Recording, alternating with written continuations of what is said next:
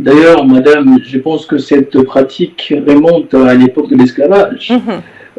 À l'époque de l'esclavage, il était donc mis comme stratégie de fouetter, de tuer, de maltraiter, de brimer le nègre le plus rebelle pour la plantation, pour que ça serve de leçon, pour que ça fasse peur aux autres noirs, aux autres nègres, aux autres combattants de la liberté qui sont dans la plantation.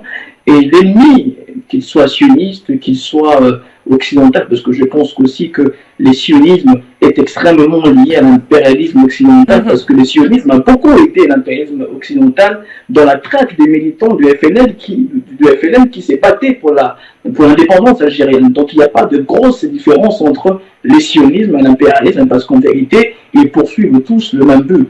Donc la stratégie n'a jamais changé, mais ce qui est bon aujourd'hui, c'est que plus ils étouffent le mouvement de la libération, plus ils étouffent ceux qui se battent pour la liberté, plus ils vivifient leur combat.